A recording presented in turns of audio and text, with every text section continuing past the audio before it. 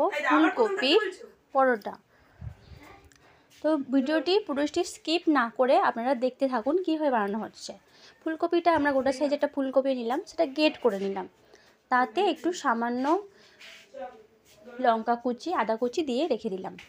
ময়দাটায় সামান্য লবণ, চিনি, তেল, জল দিয়ে মাখিয়ে রেখে দিলাম। কড়াইটা মুছে তাতে সর্ষের তেল দিলাম 2 থেকে 3 চামচ। তাতে গোটা জিরে দেব আমরা, গোটা জিরে দিলাম। তারপর ওই যে ফুলকপিটা আমরা দিয়ে দিলাম তেলে, দিয়ে নাড়তে থাকলাম। কড়াই দিয়ে আমরা নেড়ে চেড়ে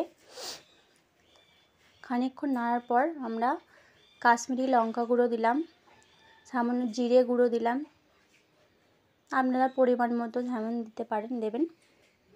নুন দিলাম, দিয়ে নাড়তে থাকলাম।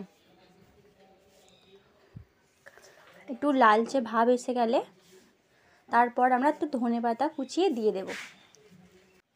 ধনেপাতা কুচি দিয়ে আমরা নাড়লাম, নাড়তে থাকতে হবে।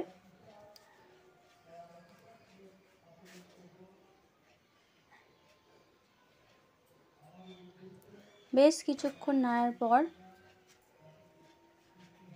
ফুলকপিটা হয়ে গেছে। এবার আমরা ময়দার নাবিয়ে নিয়ে আমরা ময়দার লেচিটা করে তাতে একটু খোল করে তাতে এটা দিয়ে দিলাম। পুরটা ভরে আমরা লেচি করে নিলাম। লেচি হওয়ার পর আমরা বেলে নেব। বেলে নিয়ে কড়াই ভেজে নিচ্ছি। দেখুন বন্ধুরা কি সুন্দর হয়েছে পরোটাটা ভাজা।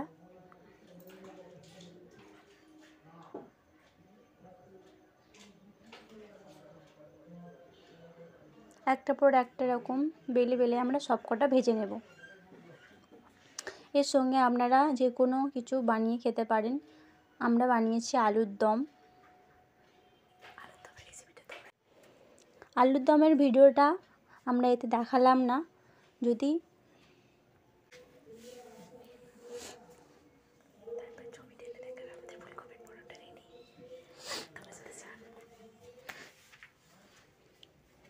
তো আজকে আমরা দেখাচ্ছি এরকমভাবে আমরা করলাম। এই আলুর দমের সঙ্গে আমরা পরোটাটা সার্ভ করব।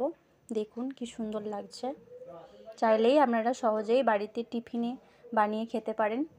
সন্ধ্যা সকালে বাচ্চাদের টিফিনে দিতেও পারেন। তো আজকের ভিডিওটা এই পর্যন্তই। তোমাদের ভালো লাগলে লাইক, কমেন্ট, শেয়ার আর অবশ্যই সাবস্ক্রাইব করে দিও চ্যানেলটি। আজকের মতন টাটা, দেখা হচ্ছে নেক্সট ভিডিওতে।